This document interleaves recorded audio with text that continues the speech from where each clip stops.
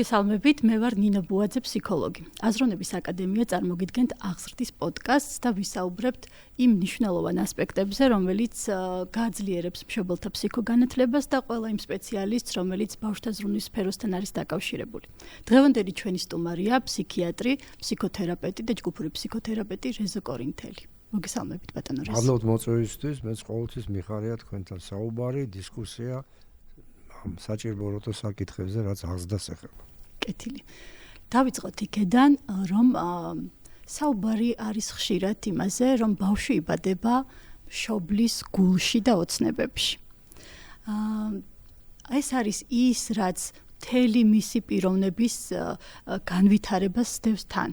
ამას უკავშირდება აღზრდის სტილი, ამას უკავშირდება ის განწყობები, მიჯაჭვულობის ფორმა, რომელსაც ეხებიან ფსიქოლოგები და აქ საუბარია არა მიჯაჭვულობის ისეთ სტილზე, რომელიც თქვათ რომელსაც რეგრესში მიყავს პიროვნება, არამედ უსაფრთხო მიჯაჭვულობაზე და მიჯაჭვულობის დარღვევების ისეთ ფორმებზე, რომელიც არ ამყოფებს შემდგომ ადამიანს თქვათ უსაფრთხოდ თავის თავთან და გარემოში. აქვს კითხვები, რომელზე პასუხიც მთელს მის მსოფლ მხედველობას განსაზღვრავს.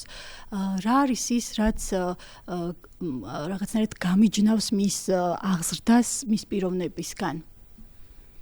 მე შევეცდები გიპასუხოთ, რომ თუ წინათ ეგონათ, რომ ბავშვის, ასე ვთქვათ, ჯანსაღი ბავშვის დაბადებისთვის საჭიროა გარკვეული ფსიქოფიზიკური პირობები, უпростоრად ფიზიკური პირობები, ეს არის კარგი ყვება, დასვენება, ძილი, ჯანსაღი ცხოვრების წესი და ბავშვი დაიბადება ჯანსაღი, ხო? მას ურთიერთობებს ბავშვსა და დედას შორის არ ექცეოდა უფრო დიდი ყურადღება. იქამდეც კი მიდიოდა, რომ ბავშვი ზოგჯერ გადაყავდა დედას ყვეტდნენ და ცალკე, ესე იგი, ესეთ ასეპტიურ და დაცულ, ჰიგიენურად დაცულ ოთახში იყო. მაგრამ მე ნახეს, რომ ბავშვის დაავადებების უკან დგას გარკვეული ურთიერთობები დედასა და შვილს შორის, რამაც მე რენე შპიც გადააღებინა სურათი, სადაც ის იმ დასკვნამდე მიდის, რომ დაავადებები ხო ჩვილი ბავშვის დამოკიდებულია დედისა და ბავშვის ურთიერთობებზე და ამ ურთიერთობებში ყოფდა ისეთ ურთიერთობები გამოყო, რომელსაც მან მე ტოქსიკური ურთიერთობები დაარქვა და რაც ნიშნავს, რომ ურთიერთობა ტოქსინივით, რეალური ტოქსინივით მოქმედებს ბავშვზე. და გამოყო ორი ტიპი მან. ერთი იყო, რომ როდესაც დედა, ასე იგი, მტრულად არის განწყობილი ბავშვის მიმართ და მეორე, როცა განრიდებულია. ორივე შემთხვევაში ურთიერთობა ჯანსაღი არ არის და მე, ასე ვთქვათ, იქ აჩვენებს, რომ თუ რა დაავადებებს იწვევს სასუნთქი გზების, კოლიკებს, საჭმლის მავნებელი სისტემის და ასე შემდეგ. მაგრამ თუ ურთიერთობა რა აყალიბებს ამ ურთიერთობას?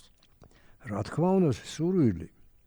ჩვენ როდესაც გვშია, როცა სურვილი გაქვს ჭამის, შეიძლება ურევენ ამას, მოთხოვნილებასა და სურვილს. მოთხოვნილება გაქვს, მაგრამ მე თუ საჭმელი არა გაქვს, სურვილი იზრდება, იჩნდება. და ამიტომ ქალს გასათხოვარს დასაქორწინებელს უჩნდება სურვილი ბავშვის ყოლის. ვისგან? იდეალურ შემთხვევაში ეს საყვარელი ადამიანისგან. ხო? მაშინ მისი სხეულის ბიოქიმია სულ სხვა არის. ჯანსაღია უფრო. ამიტომ ვის აჩენს მე, ხო? თუ სიყვარულით ნაყოფს აჩენს, ეს სხვა არის. რისთვის აჩენს, ხო? დავუშვათ ესე რომ შევადაროთ, რომ ქალი იმიტომ აჩენს, რომ მოვიდა დრო გათხოვების. ყველა აჩენს, აბა რისთვის აჩენს, რა არის ცერასულელურ კითხვებს მისვათ. მეორეა, რომ მორწმუნე ხალია და ერის დავუშვათ ერისთვის აჩენს შვილებს. ხო, ეს სხვა არის. სხვა მისიას ადებ შვილს. ამას კარგად გძნობს ბავშვიც. მაგრამ მე გამოიკვლეს, რომ ჩვენ უარყოფით შედეგებს ასწორებთ, ხო? რომ ერთ-ერთი მნიშვნელოვანია ბავშვის არასრულფასოვნების კომპლექსის ჩამოყალიბებაში თუ სასურველია ბავშვი თუ არა. თუ ბავშვის სასურველი არ არის, თუ შენ იგებ ან იმედი გაგიცრო და შეყვარებული იყავი და სულ სხვა ადამიანთან გაქვს საქმე, მაგრამ მე უკვე გვიან არის, მაშინ აჩენ ესეთ ბავშვს, რომელზედაც შენი მეუღლისადმი დამოკიდებულება ნახევრად აისახება ბავშვზეც, რა თქმა უნდა. და ბავშვი ამას გრძნობს. და ეს არის პირველი, ასე ვთქვათ, ზემოქმედება, როდესაც არასასურველი ხდება ბავშვი, მაგრამ ამას ადამიანის დედა სიტყვიერად ამას არ გამოხატავს და თავის ცნობიერებაშიც არ უშვებს, თუმცა ქცევაში კი. იმიტომ რომ შეუგნებლად ზოგი მაგალითად ამბობს, რომ ნერვებს მიშლის ჩემს ქმარს გავს ბავშვი. დიახ. გადააკეთე. ხო, ხო. ეს ანუ ეს მიჯაჭვულობაც, უსაფრთხო მიჯაჭვულობა არის, როდესაც შენ გიყვარს, ანუ აქ არ არის ტრენინგები საჭირო, როდესაც შენ გიყვარს, საყვარელი არსება შენი ფსიქიკის ნაწილია და შენ გრძნობ, რა ჭირდება მას და რა არა. ხო, ის კი არა, არსებობს ფსიქოსომატური ფაქტორებით გამოწვეული დაუშვათ რძის შეწყვეტა, უშვილობა. როცა სიღრმისეულად, შეუგნებლად ქალს არ უნდა ბავშვის გაჩენა. განსაკუთრებით იმ ქალებს, ვინც ბჭყალებში თვითრეალიზაციის გზაზე დგას, რომელისთვისაც ბავშვი არის ხელის შემშლელი. მაგრამ ის ამ მხრივ თავის ბუნებრივ ინსტინქტურ სამყაროს თრგუნავს, ან განდევნის, რაც ესე იგი მე არ მესმის, ბუნებით ჩადებული არ არის ეს, რომ შვილის ყველაზე უფრო მეტი სიამოვნება შეიძლება მიიღოს სამსახურიდან, ამ მანქანის დარებიდან, ხო, ან ჩემპიონობიდან ტენისის. ან შეიძლება ისეთი გამოცდილებებით გაიარა ის შვილის აღზრდა, რომ ეს უტრიგერდება კიდევ თქვათ, რომ ისევ რომ გამეორდეს მესამე შვილი, კი ბატონო. დიახ. და ეს რა თქმა უნდა, აქ ამაში მარტო დედა არ არის, ასე ვთქვათ, მიუძღვის, ასე ვთქვათ, არ არის მიზეზი მარტო დედა. არამედ მთელი ოჯახი. ოჯახი არის ცოცხალი სისტემა, ორგანიზმია, რომელსაც 5 მოთხოვნილება აქვს. ეს არის სამეურნეო ყოფითი, ჭერი ჭირდება ოჯახს, მეორეა და სქესობრივ ეროტიული, ეს ცოლ-ქმარს ერთმანეთი უყვარდეს. დიახ. ემოციური ალბათ. ემოციური. დიახ. შემდეგ არის სულიერი, რითი ცხოვრობს ოჯახი, რისთვის ცხოვრობს ოჯახი, რაც ემსახურება, ხო, გამდიდრებას, დაუშვათ თავშესაფარს, რომ ხო მარტოობისგან განთავისუფლებას თუ რას. და ბოლო არის აღზრდის. თუ აღზრდაში არ მონაწილეობს, ასე ვთქვათ, ოჯახის თითოეული წევრი გისმის, უფროსი მშობლები. ხშირად არის ჩარევა, როცა მშობელი ზრდის შვილს თავისი მსოფლმხედველობით და იქ ერევა ბებია. განსხვავებული აზრი, ეს არის ერთ-ერთი არასწორი აღზრდის სტილი, ხო? დამახასიათებელი საქართველოში. ეს რაც ეხება ბავშვს, მაგრამ დაუშვათ ბავშვი იყო ცუდ პირობებში, არასასურველი იყო. მთელი ის განწირულია ამისთვის. ნახეთ, რას ამბობს ზოგი სიღრმის ფსიქოლოგი, როდესაც ბიოლოგიური დედა არ აკავს, არქეტიპული დედა ირთვება. რაღაცა ჩდება ისეთი, თუ ამ გზით მიდიხარ, რომ შეიძლება ეს ფუნქცია სხვა რამემ შეასრულოს. საბავშვო ბაღმა თუ კარგია, უნივერსიტეტმა და ასე შემდეგ, ალმა მატერ, კიბა ეკლესიამ, ხო? დედა ეკლესიამ, დედა ისიც. ანუ ეს ფუნქცია, თავარია ფუნქცია შესრულდეს და ან დედამ შეიძლება, ხო? და თუ ეს შესრულდა, დაუშვათ ის მერე პოულობს თავის გზას. ეს არ არის ისეთი განწირული იმისთვის, რომ ეს თუ მოხდა, ვაიმე რა ეშველება და რაღაცა. მაგრამ ეხლა აღზრდას რითი იწყება? იწყება იმით, რომ აღზრდის დანიშნულება რა არის? მიზანია, რომ დაუშვათ გაზარდო ზრდასრული ადამიანი. ეს რას გულისხმობს? ეს გულისხმობს, რომ იყოს დამოუკიდებელი, შეეძლოს საკუთარი თავის, ასე ვთქვათ, რეალიზება, თავის გამოყვება, ხო? ამისთვის სჭირდება რა პროფესია. პროფესია, რომელიც საზოგადოებისთვის არის საჭირო და საზოგადოება მას ამაში ფულს უხდის. არა მარტო ფულს, პატივისცემასაც შეიძლება მე, მაგრამ ძირითადად უნდა იყოს დასრული, არის შრომის უნარიანი. შრომა უნდა შეეძლოს და თუ პროფესია მისი ძალიან ძვირად ღირებულია, მით უმეტეს ის უფრო კეთილდღეობაში იქნება მატერიალური, ხო? არა მარტო, მაგრამ მაინც ესეთ ხარეს. მეორეა უნდა სქესობრივი იდენტიფიცირება მოახდინოს. დასრულმა, რომ როგორი ქალი მინდა ვიყო. ხო, ბოჰემური თუ დაუშვათ, ეკლესიური თუ, ხო? ეს არჩევანის ფუნქციურიც ვიყო და ბედნიერიც ვიყო. ხო, ფუნქციურიც ვიყო და ბედნიერი. მაშინ აღდგება საკითხი სოფხედელობის. ყველას სხვადასხვანაირად ესმის ბედნიერება. ზოგი ეუბნება, შვილო, შენ თუ გინდა ბედნიერი იყო, ფული უნდა იშოვო. ბედნიერება მერე მოვა. ამიტომ ფულის შოვნა შენ არ შეგიძლია საწყისი კაპიტალი, ამიტომ დიდარ კაცს უნდა გაყვე. რა მნიშვნელობა აქვს? მე ყველაფერი მოგვარდება. ანუ მაშინ დედა თავის არარეალიზებულ სურვილებს თავს ახოს ბავშვს. და ის დედის განუხორციელებელი სურვილის განხორციელებელი ხდება მთელი ცხოვრების განმავლობაში, ხო?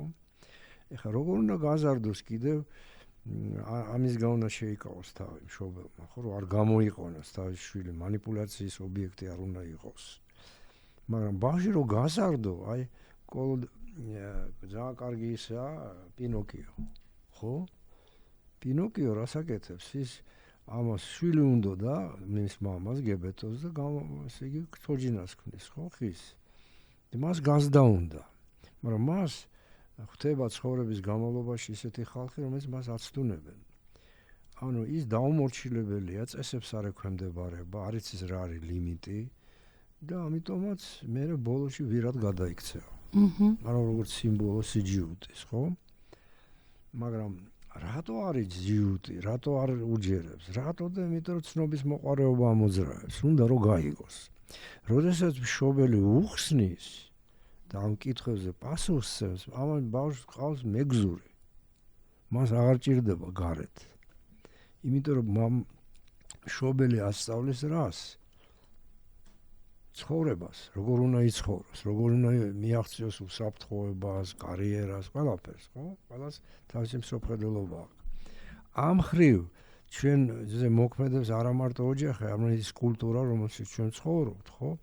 ზოგი პედაგოგი თვლის, რომ დღევანდელი ევროპელი პედაგოგი, რომ დღევანდელი და უშუალოდ მდგომარეობა პედაგოგიკის არის განსაზღვრული იმით, რომ ფრანგული რევოლუციის ტრაუმული შედეგია იმ ხრივ, რომ ეკლესიასა და მეცნიერებას შორის მოხდა გაყოფა.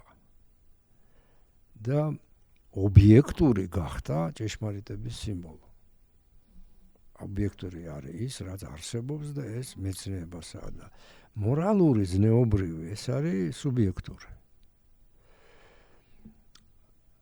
ამიტომ ცალმხრივი განვითარებაა ეს და ამ ხრივ ჩვენ უნივერსიტეტებში, სკოლებში არის ინფორმაციის გადაცემა. არავინ არ ზნეობრივად არ ზრდის. ზნეობრიობა რა არის? ზნეობა არის თავი, რომ როგორ განასხვაო შენთვის და სხვისთვის რა არის კეთილი და რა არის ბოროტი, რა არის ბედნიერი და რა მოგიტანს უბედურებას. ეს არის ზნეობა. ამას აყალიბებდა ყოველთვის ეკლესია. როგორ უნდა იცხოვრო, რომ შენი ცხოვრება პუნქტუალური კი არ უნდა, პუნქტუალური კი არა, შენ საკუთარ ცხოვრებას და შენს თავს წერტილად კი არ უნდა აღიქვავდე, არამედ მიკროკოსმოსს. ამას ცდილობდა ყოველთვის ეკლესია, რომ შენ ხარ მარადიულის ნაწილი, შენ დიდ კოსმოსურ დრამაში მონაწილეობა გაქვს, არ აქვს მნიშვნელობა, ღარიბი ხარ, მდიდარი ხარ, ყველას თავისი როლი აქვს. ეს დღეს აღარ არის. ან ვინც დადის ეკლესიაში და ამ სოფლმხედველობას იზიარებს, იზღებულობს კი ბატონო, ისიც გააჩნია როგორ, ხო? მაგრამ მეორე არის, რომ შენ უნდა ცოდნა მიიღო, რომ მოახდინო ადაპტაცია. ბიოლოგიური ცნება, რომ ჭამოსვა და გამრავლე მორჭა. ამისთვის ჭირდება პროფესია. ანუ არ გეუბნება, რომ შენი პროფესიით შენ რაღაც საიდუმლოს დიდს ეზიარები. არა. დღეს კარგია, ექიმი თუ ხარ, კარგად იცხოვრე. ან შინაარსი და ქცევა განსხვავდება. ეხლა თითქოს პედაგოგებიც, მშობლებიც შინაარსის დონეზე ასიარებენ ასეთ ინფორმაციას, რომ ხო შენ ხარ უნიკალური, ერთადერთი, განუმეორებელი, მაგრამ ქცევაში მაინც არის რა მიიღე? რატომ მიიღე? იმან რა მიიღო შენმა თანაკლასელმა? შენ რატომ ვერ მიიღე ეს? შენ ძმასთან ესე ხდება, შენთან რატო ხდება ეს? ანუ აი ერთის მხრივ ხდება შინაარსის დონეზე გაზიარება ინფორმაციის, რომ ხო უნიკალური ხარ, შენი ძლიერი მხარეებით, საჭიროებებით და ასე შემდეგ, მაგრამ ადაპტაციისთვის, ნიშნები გაქვს, წახვალ, მაგრამ მეორის მხრივ კი. კი ბატონო, არა ეს კულტურა აყალიბებს საჭირო ხალხს თავისი იდეოლოგიის ასეთ განსახორციელებლად ყველგან. მარტო ჩვენთან ყველგან არის. მაგრამ მეორეა შენ ასწავლე რას? ჩვენ ხო სკოლაში მარტო ინფორმაციას არ ვღებულობთ. ურთიერთობას ვსწავლობთ თანაკლასელებთან. მეგობრობას, იმან რაღაც გააკეთა, იმან არ გააკეთა, შეგეშინდა, არ შეგეშინდა, თანა უფროს კლასელებისგან თავდაცვას. გაერთია აქ ცხოვრებას სწავლობ, ეს არ არის მარტო წართმეულის დაბრუნებას, იუმორს. დიახ. ხო?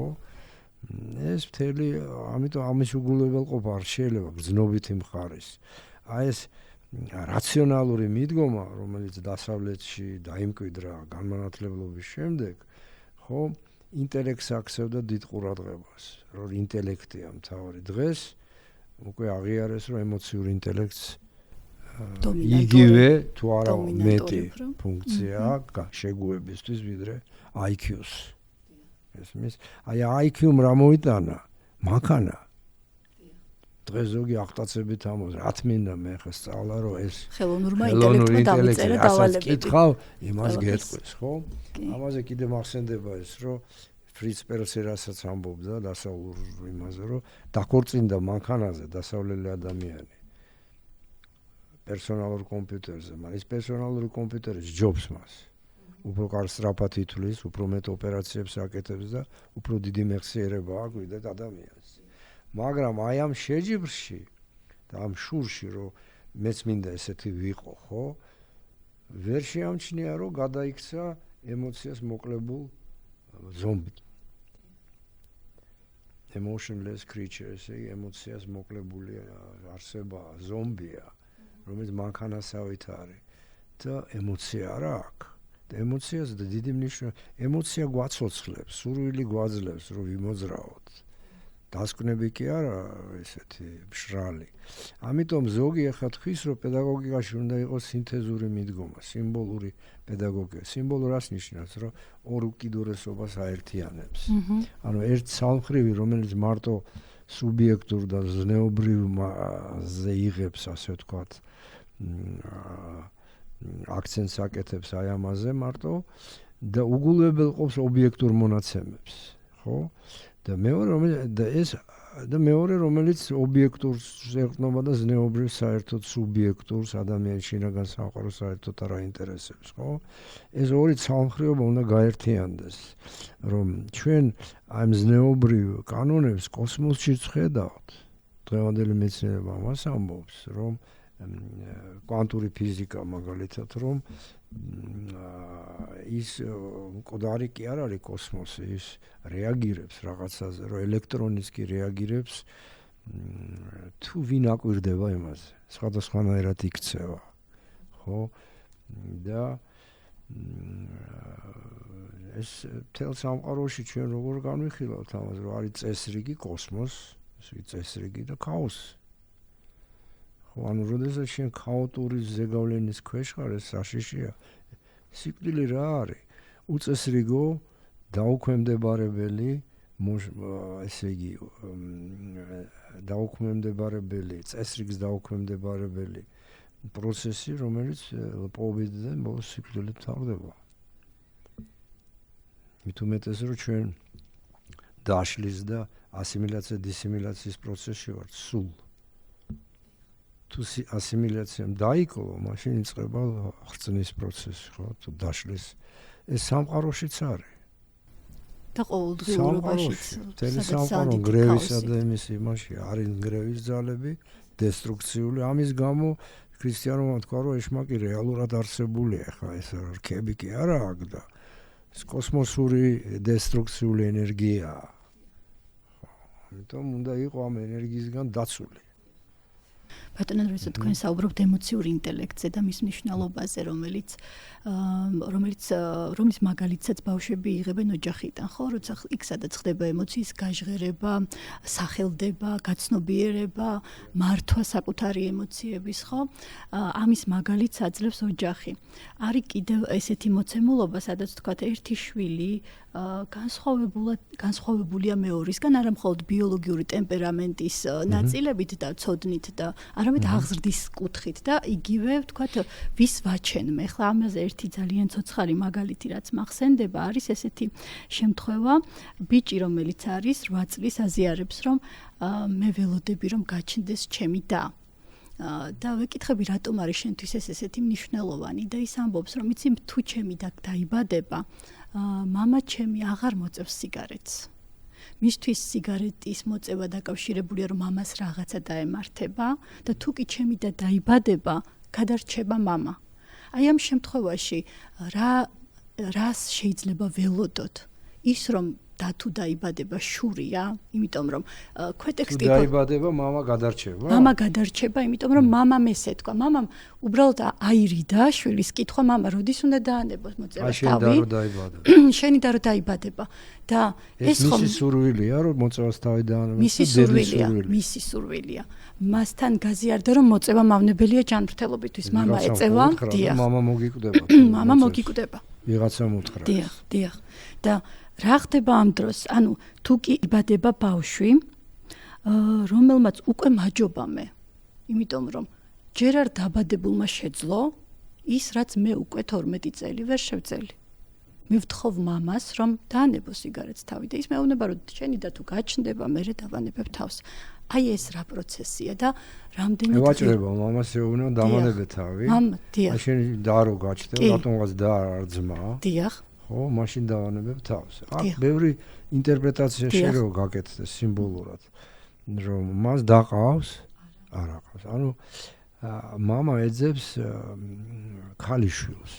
ქალიშვილის სურს, იმიტომ რომ ქალიშვილი მე არ ვამბობ რომ სწორი ინტერპრეტაცია, ერთ-ერთი შეიძლება იყოს. ქალიშვილი არის ქალიშვილის მამა ერთადერთია. ქმარი ქალში რო ყავდეს 5. მამა ერთია. ეს ყვებავს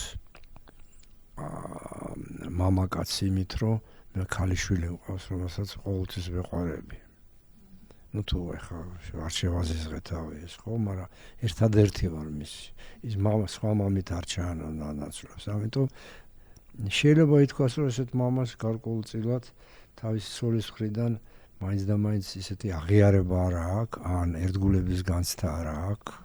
ესეც შეიძლება იყოს, რომ ის ელოდება ქალიშვილს და რატო გაჩნდა თემა სიკვდილის მამის? რატო მოვიდა ბავშვს, რომ ის სიგარეტით მოკვდება? ეს შეიძლება დედამ უთხრას, რომ ეს რამდენი ეწევა და არ კვდება, ხო? ხო, დედის რამდენი არ ეწევა და კიბოთი კვდება. დიახ. არ ვამბობ, რომ მოწევა მავნე არ არის. მაგრამ ეს შეიძლება ვინ უთხრა, მას აქვს მნიშვნელობა, რომ მოაყოლინოს ბავშვს, რომ ვინ გითხრა, რომ მამა შენი მოკვდება იმის გამო, ეს ერთი. მესეთი არასწორია იმის თქმა, რომ შეიძლება ცოლი არის უკმაყოფილო, რომ ბავშვი ქმარი ეწევა და უშვებს იმას, რომ თუ მოკვდება მარტო დარჩება, შიში აქვს. ამიტომ ბავშვს თავსამ თავის დისკუსიაში ქმართან, ურთიერთობაში ქმართან. რას ეუბნება მამა, რომ მამა შენი სულ კი არ იქნება. ის კი არა მშობელი სანამ არ გარდაიცვლება, არასდროს არ უშვებ იმას, რომ მოკვდება. სულ გადავადებას აკეთებ. ხო? სანამ ბოლოს არ დადგება, რომ იცი რა, არ გადარჩება, მე არ ეცით რა. აი მაშინ იწყებ ტირილს. მანამდე სულ გინდა რომ ყავდეს გვერდზე. ანუ ეს არის რა ამით შენ რას გაძლევს, რომ ჩვენ მშობლებს ბავშვები უყურებთ როგორც ღმერთებს. მათ ყველაფერი შეუძლიათ. უშეცდომოები არიან, უშეცდომო. ეს გიყალიბებს რას? დაცულობის განცდას. მშობლები აქ ამყავს და ზოგი იმასაც ამბობს ხოლმე ხშირად, რომ რას ლაპარაკობ. აი მამა ჩემი სურათთან მივალ და ის მომხნევებს. აი როკფელერი იყო აქ ჩამოსული როგორც მოყვა ერთმა თბილისში და მე სადაც ლაპარაკის დროს სადაც პორმარილი გაუშალეს და ძალიან მოეწონა აქაურობა და თქვა რომ მეო ჩემ დედაჩემის სურათთან მივდივარ ხოლმე და ვიღებ და რჩევას ნუ ეხა ობიექტური ცნობიერებისთვის ეს არის ბოდო იდიოტი ხარ რომ გელაპარაკება რა გითხრას ახლა იმან რომ არა მთელი რიტუალია რომ ესეთი არც ვიცით არის თუ არა ეს ურთიერთობა ხო ჩვენ არ ვიცით ჩვენ იმ მეცნიერული ჰიპოთეზიდან გამოვდივართ რომ ადამიანი გარდაცვალების შემდეგ არ არსებობს რელიგია όμως არ არსებობს და ბევრი დიდი მეცნიერი იყო რომელიც რელიგიური იყო ხო ამიტომ არ ვიცით ეს კონტაქტი დგება თუ არა ამიტომ აი ამ შემთხვევაში აქ არ უნდა ჩართო ბავშვი თქვენ მაგალითად ბიჭი მაგალითად ცელქობს ხო და ქმარს ერთი გაგება აქვს და ცოლს სხვა გაგება აქვს ამისი და სხვადასხვა რამეს თხოვენ და ამის უკან რა არის ამის უკან უთანხმოა მშობლებს ცოლ-ქმარს შორის და ამაში ჩართეს ბავშვი იმიტომ რომ თავარი ბავშვმა რომ ასე ვთქვათ რომ გავზარდოთ ფრანგები ამობენ ფსიქოანალიტიკოსები რომ აკრძალვების ზრდისთვის აკრძალვის გარეშე ტაბუს გარეშე ბავშვი არ იზრდება ტაბუ უნდა იყოს და აკრძალვა ყველა მის კაპრიზზე ოღონდ შტუკან არგუმენტი აი მაგალითად ერთი მაგალითი რომ 7 საათი დადგა მოვიდა იმის დრო ჭამის ბავშვმა თქვა არ შევჭამ ამერიკელი დედაები ნუ კარგი ნუ შევჭამ მოვიდა რომ ვიცნახარ მშია არა შენ 7 საათზე კონდა დრო უნდა გეჭამა ეხლა წადი დაიძინე ხვალ ადგები და შევჭამ ანუ ასწავლის რას ურთიერთობას საჭმელთან ურთიერთობას სხვებთან ხო რომ ამით შენ ლიმიტებს ანუ როცა შენ გეცოდინება რომ 7 საათზე თუ არ ჭამე და მე როგორ გვიან იქნება აღარ ცდუნებას არ აყვები ოღონდ ეს წინასწარ შეთანხმებულია და იცის რომ რას რა მოყვება რა თქმა უნდა უხსნია რომ ესე იქნება ანუ თავის წესრიგს არ გაატანინებს ბავშვს ანუ ბავშვი სწავლობს მორჩილებას რაც კარგია მორჩილება არ არის მონობა ხო და აი დოლტო მაგალითად ამბობდა რომ ორი რამ არის რა არის აკრძალული აი წვანე პარიზში არის მოყავთ ბავშვები რომლის არ არიან ავადმყოფები არიან ჯანსაღი აქაც არის მწვანე სახლი და თქვენ შეგიძლიათ ასე ვთქვათ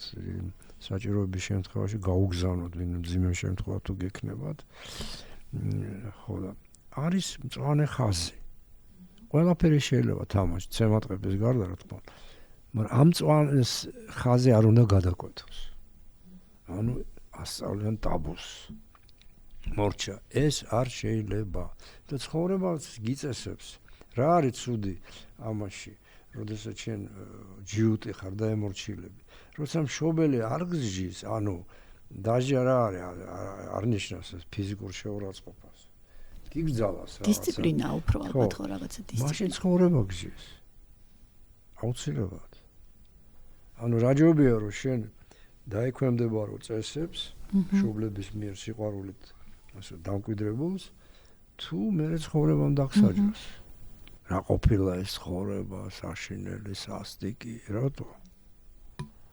მაგრამ ამ შემთხვევაში რაც თქვენ განიხილეთ არის რომ თვითონ მშობელი მთავაზობს ამის მოდელს, რომ თვითონაც იცავს ამ წესებს და მაგალითი. ხო, მაგალითი. მაგალითი და შენ ამბობ არ მოწიო თვითონ ეწევი. ხო, და თვითონ ეწევა.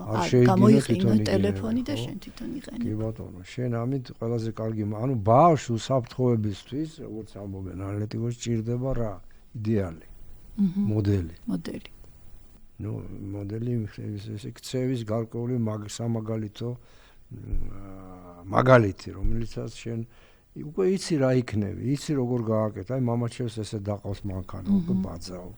და უსაფრთხოდ გადადიხარ ამაში. შენ არ უნდა ეძებო ცდისა და შეცდომის გზით როგორ მოიქცე. მაგალითი მაქვს კარგი. ხო? კი ბატონო. ამ ხშირად მშობლები ეს მარტო მშობლების ბრალი არის. მშობლები ხშირად ზდიან თავის ბავშვებს ისე როგორც მათ ზდიდნენ.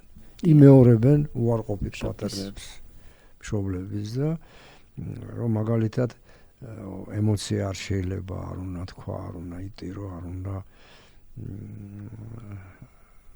გამოხატო ემოციები და ბავშვს რა ჭირდება?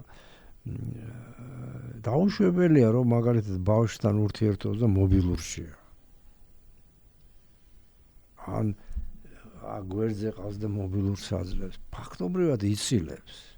ბავშვს ცოცხალი კონტაქტი უნდა ცოცხალ სხეულთან, სითბოსთან, დედის ხმასთან და ამ დროს ვიღაცას აძლევ რომ მოიცილო ფაქტობრივად. ბავშვი ამას ზნობს, რომ ცილებენ. და მე თვითონაც არ პასუხობს. მაინც არ მისმენ. ხო. და მე დედა აუმნო გქთხოვე რატო არ აკეთებ? იმიტომ შენც იგივეს მიკეთებ. ხო? ამიტომ ეს ლიმიტები რა არის? ეს აუცილებელია ზრდისთვის, ეს არის ინცესტი არ შეიძლება, მოკლა არ შეიძლება, კანიბალიზმი არ შეიძლება, დოლტო ამას თვლიდა როგორც აბსოლუტურ ესე ვთქვათ აკრძალვას. ამის გადასინჯვა არ შეიძლება მოხდეს.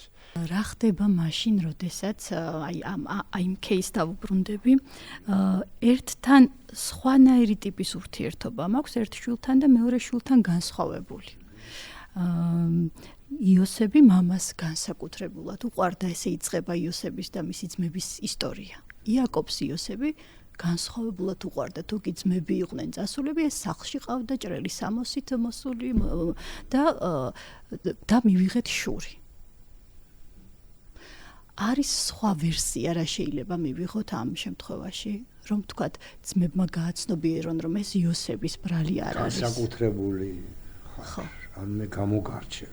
რატო? მე-11 აღმოჩნდა ის, რაც არ აღმოჩნდა 10.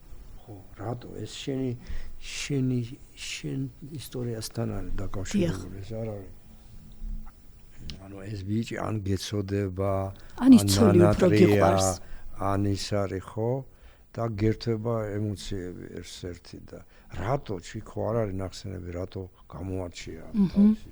როგორც წესი ამობენ რომ ეს ოჯახური კონსტელაცია, მოდი ესე ავიღოთ რა. პირმშო რა არის? პირმშოზე გადადის რა? ძალაუფლება. ტახტი. პირველზე ეს ბიბლიურია და იმიტომ და ახლა ევროპა იმით ვითარდებოდა ბიბლიით ეს დიდი ზეგავლენა ქონდა ხო ქრისტიანობას და ძველ და ახალ ახმას იქაც მაიორატის კანონი იყო. მთელი ქონება რჩებოდა უფროს. ტახტზე ადის უფროსი შვილი. სამეფო ტახტზე, ხო? საშუალო და უმცროსი არა. ამათ რა აქვთ? განცდა იმისა, რომ არ ვარ საკმარისი. მე დავიჩაგრე. ამიტომ მიდის პაექრობა. ბრძოლა. და ამიტომ ესავით მობს თავის პირმშოობას, ხო? გაცვლის რაღაც 30 ვერცხლში რა იმაში, საჭმელში, ხო? იაკობი მიდის. ანუ აქ ორივე რამე ბიბლია საერთოდ სიმბოლურად არის დაწერა, მრავალი მნიშვნელობა აქვს. შეიძლება შეგიძლია გადმოთარგმნო და ასე ინტერპრეტაცია ხო გადმოთარგმნას ნიშნავს. ხო და მეორეა უმცროსი. დედას ეწოდება რომ დამეჩაგრა უმცროსი. ამიტომ ამას ვინ ატყუებს, სარა ატყუებს რომ აგერეს უფროსიაო და აკურთხე და უმცროსი შეყავს. და როგორც წესი უმცროსი არის უფრო საყვარელი. მაგრამ გამოდის რა, ამ სიყვარულს ხო იღებს, მაგრამ საპირისპიროდ რას იღებს? დასაჭურისებულია. არა იმდენი ასე თქვა, უნარი რომ იმიტომ საყვარელია, ორი ძმას უყვარს, მაგრამ თუ პაექრობა აქვს, თუ არკმარა და იქ ტახტზე იბრძვის, მაშინ შეიძლება აჯობოს კიდევაც, იმიტომ რომ რუსულ ზღაპრებში უმცროსი იმარჯვებს სულ. დიახ. შუათანას ყველაზე კაი პოზიცია აქვს. იმიტომ რომ მორჩილებას სწავლობს უფროსთან მიმართებაში, უფროსის მორჩილებას სწავლობს და მართვას სწავლობს უმცროსთან. დიახ. უფრო კარგ პირობებშია. მერე დაუშვათ თუ ერთი ბიჭია და 5 გოგო, 6 დედა ყავს. ანუ აი ეს ჰაპრკოლებს ასე ვთქვათ აი ამ ზრდას და დასრულობაში გადასვლას დაბრკოლებაა რომ დასრული გახდეს ბავშვი ხო ხო ნუ ფავორიტი უნდა იყოს ვიღაცის ხო აი აქ თხილად უნდა იყოს მშობელი რომ ფავორიტები არ ყავდეს მაგრამ ხო უნდა თანაბრად განაწილდეს ყველა ესე და კიდევ ხო აი ეს არის ძირითადად ოჯახური კონსტელაცია მაგრამ ეს როცა ოჯახი ცალკეა მაგრამ ახლა წარმოვიდგინე ოჯახი აი გათხოვდა ქალი შედის სხვის სახლში ეს კაცი კი უყვარს მაგრამ ჯერ არ უცხოვრია იქ შედის სხვა ურთიერთობებში ღირებულებებში ხო ამიტომ ის შესულია და დაცვას ითხოვს ქმარი ზოგჯერ ვერ აკეთებს ამას იმიტომ რომ დედის ხათრი აქვს მამის ხათრი აქვს ისინი განიხილავენ ამ ქალს როგორც რაღაც გათხოვილ აი გათხოვდი მორჩი აგერაჩენა რა არ არის თანაგრძნობა რომ ეს მოსულია რაღაცა ზოგი აკრიტიკებს ღირებულებები მოაქვს თავისი გამოცდილებები თავისი და მიდის მე ასე ვთქვათ ეს იმედგაცრუებული აისახება ურთიერთობებზე ხო მაგრამ არსებობს გარკვეული წესები პრედიქტორები რომელიც ბედნიერ ქორწინებაზე მეტყველებს ერთია რომ დიდხანს უნდა იარონ ერთად ჯობია რომ სქესობრივი კავშირი არ ქონდეთ რომ გამოცადონ ერთმანეთი ეს ერთი მეორეა რომ ცხოვრების დადებით ხარეს უნდა აქცევდეს ადამიანი ყურადღებას და არ უარყოფით ანუ ადამიანი რომელიც სამობს რომ ეს ჭიქა ნახევრად სავსეა მასთან ცხოვრება უფრო ადვილია ვიდრე ის ვინც სამობს რომ სამომე ცარიერლია მე კიდევ რაღაც ეკონომიური ესეთი რესურსები თანაბარი უნდა იყოს ნუ შედარებით ხო როდესაც შენ საერთოდ ამ დიდარ ოჯახში შედიხარ იქ ხარ უუფლებო ხმას ვერ ამოიღებ იმიტომ რომ ამდენი რამე მოგცეს იქ უვლი იმ რაღაცას რაც მოიწევს შენ ნახევრად შენ თუ კარგად მოიქცევს შენ იქნება ხო გაჩუქეს ამდენი და შენ უნდა მოსურას როცა თანაბარია ზოგჯერ ქალი ვერ შორდება იმიტომ რომ უკან წასასვლელი ადგილი არ აქვს ხო დედაზეა ნაწყენი რომ აი გამაგდეს და ალბათ გამოყოფაც ამ ოჯახიდან ხო რაღაცას ცალკე ქალი ცალკე ხო რომ შენ ძმასთან შედარებით შენ ძმა რჩება იქ და შენ კიდე უნდა სადღაც გათხოვდე ხო გაგათხოვონ ეგეც სიტყვაშიც ჩანს ხო არა მე ვიგულისხმე იმ ოჯახში თუ არის ერთი თაობა იმ თაობისგან ცალკე ცხოვრებას ვიგულისხმობ ანუ ორი ქალი ის არის დაპირისპირება დიდი იმიტომ რომ ერთ სივრცეში ვერ იქნებიან ხო იმიტომ რომ ამას თავისი წესები აქვს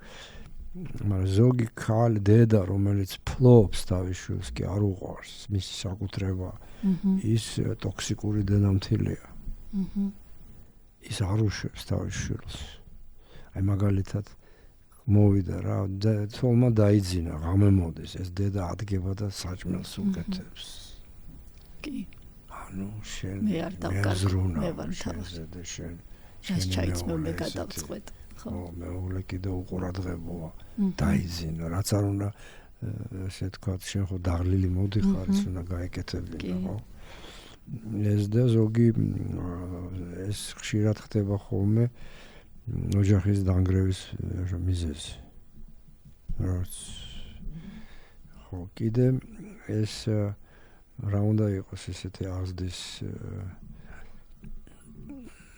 უნდა წააქეზოს ხო მშობელმა თავისი შვილი რითი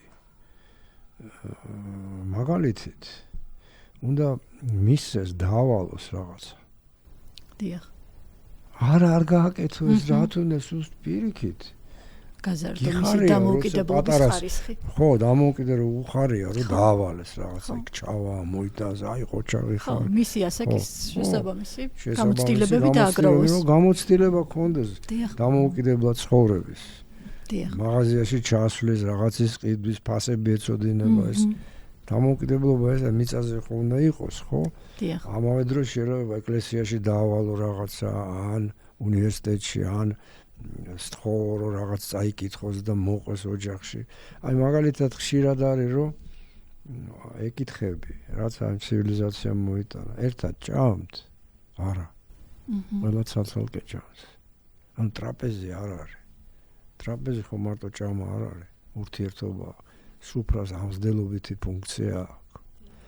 მე ქართულ სინამდვილეში როცა სუფრა მოდიან მეგობრები, მღერიან, სადღერძელოებს უსმენ და იქ იზრდება. ხარდაჭერა, გამოკვეთა ძლიერი მხარეების. რა საშინელება ეს. ნუ ცუდი შობელი თუ ყავს და იგინება ან სუფრაზე წესიერად იქცევა წავლენ სტუმრები და იგივე დედას აგინებს იმ სტუმრებს, ხო? ეს გადახრებია. მაგრამ იდეალში ეს კარგია, როცა ხედავ როგორ ურთიერთობენ. ერთს ამბობს მეორეს აპირისპიროს, მერტმა უმრობს ღერის და ზიზდები, აბა რა. იზდები ეს მოქმედებს შენ სუდი არ არის. მეორე ცალ-ცალკე ჭამთ. ტელეფონით ხარ, ამას ჭამ, ტელევიზორში ხარ და უყურებთ ამას და გეძინება მე. ხო. ბატონო რეზო. თქვათ არ გამიმართლა და არ მაქვს ისეთი ოჯახი, რომელმაც გააცნობიერა თავისი კრიზისები, რომელმაც გადააფასა, გააზიარა, გამოხატა. რა პერსპექტივა მაქვს მე? თუ გააცნობიერა, ეს არის ორი თავისუფალი ნება. ორივე ადამიანის რომ გამოასწორა. მონანიება რა არის, რომ შევიცვალოთ, მოდი. თავიდან დავიწყოთ. ნუ დაუშვათ რომელიმე მიკარნახე რა ვარიანტია, რომ არ უყვარდათ ერთმანეთი და ანგარებით მოიყვანა? ანგარება, განსხვავებული დამოკიდებულებები, მიჯაჭვულობის ამრიდებლური ტიპი, ნებისმიერი кейსი შეგვიძლია განვიხილოთ, რომ ერთია რომ შენ დაუშვათ დედა ყავდა ცივი. დიახ. და ცოლით ცივი მოიყვანე? ხო, მაშინ ურთიერთობა არ შედგება, ხო? მაგრამ თუ მიხდნენ რომ ამ სიცივეში ჯობია სითბო იყოს და ორივე ასე ვთქვათ, ორივე შეიცვალა და ურთიერთობა დაიწყო, მაშინ გარკვეულწილად ცოლმაში რომ გახსნას. უთხრას რომ გამოხატე და ურთიერთობა შეიძლება შედგეს. ჩვენი ტვინიც კი სიკვდილამდე იცვლება. ეს არ არის ერთხელ და სამუდამოდ ჩამოყალიბებული სტრუქტურა. იმ ადამიანთან აი დაუშვათ მატარებელში ხარ და კუპეში და 4 კაცია, ზოგი ჩუმად არის სულ. მეორე დაელაპარაკებს. მე სიახლოვეა, საერთოდ არ ცნობს ერთმანეთს, ხო? ანუ ურთიერთობა ამდიდრებს ადამიანს და როგორ შეიძლება შენ კუპეში დაელაპარაკო ადამიანს და შენს მეუღლეს თან ჩუმად იყო? ამდენი ხანია რაღაცა ხო გაერთიანებთ? აი ეს რაღაცა ნახე იქ და არ არსებობს, როდესაც შენ გაგებული ხარ, საპასუხო რეაქცია დაიბადება. თავარი ის არის, რომ მიდის განქორწინების რო ფუნქციას არ ასრულებს არც ერთი და არც მეორე. მიდის მე ვინ არის მართალი, ვინ არის მტყვანი, ვინ არის ვის უფლებები დაიღო, ვისი არა. აი მე მიდის რა ვქო, სასამართლო და არასიყვარული. ანუ ურთიერთობამ თუ დაავადა ადამიანი, პერსპექტივა რომ ურთიერთობამ განკურნოს ადამიანი არის. ხო, იმიტომ რომ რასაც ჯგუფური ფსიქოთერაპიაში ესეთი გამოთქმაა, ჩვენთან მოდიან ისინი, ვინც ურთიერთობა დააზიანა. ჩვენ შველით იმით, რომ ურთიერთობას აჯანსაღებს. ჯანსაღი ურთიერთობა არის იმის მომტანი რა, ფიზიკური ჯანმრთელობისაც. ჩვენ ხო ურთიერთობთ ჩვენ სხეულთან, დიახ. არის სამყაროსთან და მაღალ ზნეობრივ ასე ვთქვათ სუბსტანციასთან. თუ ეს ურთიერთობები ნორმალურია, ესე იგი ჯანსაღია, მაშინ ადამიანი კარგად ზნობს თავს და ბედნიერია. მაგრამ როდესაც არ ვარგა ეს ურთიერთობები, როდესაც შენი სხეული არ გიყვარს. რატო? სტანდარტებში არ ჯდები ჰოლივუდის? ეს უკვე რა არის? თავს მოხვევა, ეს არის კოლონიზაცია ერთი კულტურის მეორედ. შენ უნდა გამოიყურებოდა ეს. ესე იგი მონღოლები უნდა მოისპოს საერთოდ, იმიტომ რომ მაღალი ცისფერთვალება და ქერები არ არიან. ხო? ჩვენზე ამან იმოქმედა სხეულ გახტომა უნდა აუცილებლად უნდა იყოს ხალი როგორი გამختარი ეს ხო კონცეფტია ეს არის იმიჯი რომელიც მოგახსოვდა სხვა დიახ ბერძნული სილამაზე რო ნახოთ ხალი წელი არ აქვს ვიწრო სხვა ფეხებია გუდიაშვილის სტილშია უფრო ხალები სადა არა გემოვნება არ ქონდათ ეს მერე შემოვიდა ჯიბსონს ხალი რო 16-8-ზე უნდა იყოს და ეს და ამიტომ იკეთებდნენ ამ იმებს რა ქვია ჟილეტებს კი არა კორსეტებს იჭერდნენ რომ ეს უნდა ყოფილიყო და ჩვენ ამ ფილმებში რა ქვია კარწაღებულები და იმაში ხედავთ ეს იყო ევროპული ზეგავლენა მაგრამ შეიცვალა აი დღეს ჰოლივუდის რა ქვია ლამაზმანები სხვა არის ვიდრე იყო 30-იან წლებში შეიძლება რომ ადამიანი არის ბიოფსიქოსოციალური არსება და თუ თქვა გააცნობიერა მან რომ არის ისეთი და მოყვარს თავის თავი ისეთი როგორიც არის ისეთი თავისებური როგორიც არის თუ არის შესაძლებელი რომ განთავისუფლდეს და არ მოხდეს ამ გარემოს ზეგავლენის ქვეშ არა უყვარს თავის თავი როგორიც არის როგორიც ხეულიცაა როგორიც ხეულიც როგორი ხო ხელსაწყოა მაგრამ თუ უყვარს თავისი თავი და კმაყოფილეს უფრო საშიშია ვიდრე არსულფასონა ლუარსაბ თათქარიძე ყველაფერი კარგად აგზნობს თავს არაფერი არ წოხებს კმაყოფილების კომპლექსი ანუ ნაყლოვანება საშინელება დიახ ანუ ყოველთვის უნდა გაკლდეს ხო მშიერი უნდა იყოს სულით ხო რომ სულ წინ მიდიოდე რომ არ დამთავრდეს ეს სრულყოფა საკუთარი თავის ეს არ არის სიზიფეს მითის შრომა ეს არის სულ წინ მიდიხარ სრულყოფის გზაზე დღეს უკეთესი ვარ ვიდრე გუშინ ვიყავი ხვალ უკეთესი ოღონდ ეს არ ქმნის იმას რა ქვია პერფექციონიზმი სხვა არის ერთია განცდა რომ შენ უფრო მეტი გაიგე და უფრო გამდიდრდი და მეორე შეჯიბრება პირველი გავხდი თუ არა ხო სხვადასხვა რამ მაგრამ ამიტომ ჯობია რომ ადამიანი სულ მშიერი იყოს იმ რომ შიმშილი ანუ ფრუსტრაცია შობს სურვილს თუ ყველაფერი აქ ბავშვს ის მკვდარია როდის იწყებ ოცნება როცა რაღაც არა გაქვს სურვილი გებადება ნეტა მქონდეს ნეტა ეხლა მაჭამა ეს და იწყებ მოქმედებას სოცხალი ხარ მეორეს ერთი ჩემი მეგობარი მეუბნება რომ საფრანგეთში ჩავედიო და მამამისმა მითხრა მიქნებო შენ პატივი გცეს და წავიდეთ ეიფელის კოშკზე და უთხარი არა რა თმინდა შევალ კომპიუტერში და ყველა სართულს მოვივლიო აი ამიტომ მანქანა ეს კომპიუტერი ეს ძალიან ცუდია ეხლა აღმოაჩინეს რომ სქესობრივი კავშირმა დაიკო რატო პორნოგრაფიამ ჩაანაცვლა რატო უნდა სიარული შევა აქ და აქ წარმოიდგინე რა ხელა არაბუნებრივი რამ ხდება ერთმა კოლეგამ მითხრა შვეიცარიელმა რომ რეფერირებული ჟურნალებს რამდენი პროცენტი უყურებს როგორ ფიქრო